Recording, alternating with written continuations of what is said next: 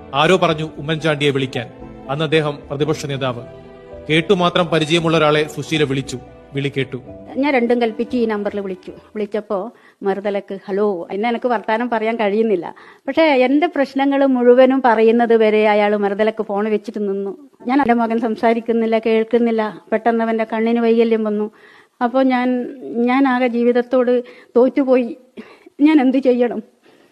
അതിനുത്തരം അദ്ദേഹം പറഞ്ഞു, ആ കുട്ടി രക്ഷപ്പെടട്ടെ, അവന് കേൾക്കാൻ കഴിയല്ലോ, എത്ര പൈസ ആയാലും അത് ഞാൻ ഇവിടെ എത്തിച്ചു തരുന്നു. അവിടെ അപ്പം തന്നെ എന്നെ വിളിച്ച് ഫോൺ വെച്ചപ്പോൾ തന്നെ അവർ മിംസിൽ വിളിച്ചു പറഞ്ഞു. അപ്പോൾ മിംസിൽ നിന്നാണ് എന്നെ പിന്നെ വിളിക്കുന്നത്. നിങ്ങളെ പണമൊക്കെ റെഡി ആയിട്ടുണ്ട്, ഡേറ്റ് നമുക്ക് ഫിക്സ് ചെയ്യാം, ഉടനെ ഓപ്പറേഷൻ നടത്തണം എന്ന്. ഓപ്പറേഷൻ കഴിഞ്ഞ അന്ന് തന്നെ അമേരിക്കയിൽ നിന്ന് ഉമ്മൻചാണ്ടിയുടെ വിളിയെത്തി. ഒരു മാസം കഴിഞ്ഞ് സുജിത്തിന് കേൾവിശക്തി കിട്ടി. ആദ്യമായി ഫോണിലൂടെ അവൻ കേൾക്കേണ്ടത് ആരുടെ ശബ്ദമെന്ന് അമ്മയ്ക്ക് സംശയമുണ്ടായില്ല. ഇവൻ ആദ്യത്തെ ശബ്ദം അദ്ദേഹത്തിന്റെ കേട്ടത് ഹലോ. അദ്ദേഹം ഇങ്ങോട്ട് ഹലോ, അയാൾ ഹലോ എന്ന് പറയുമ്പോൾ അതിന് മറുപടി ഇവൻ ഹലോ എന്ന് പറഞ്ഞു. അത് ജീവിതത്തിൽ ഒരിക്കലും മറക്കാൻ പറ്റൂല. ആരെന്നോ എന്തെന്നോ ഉമ്മൻചാണ്ടി തിരഞ്ഞില്ല. ആവലാതിയുടെ അടിവേര് തേടിയില്ല.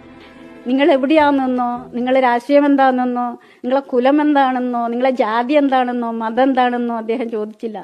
പ്രശ്നം മാത്രം കേട്ടു. ഞാൻ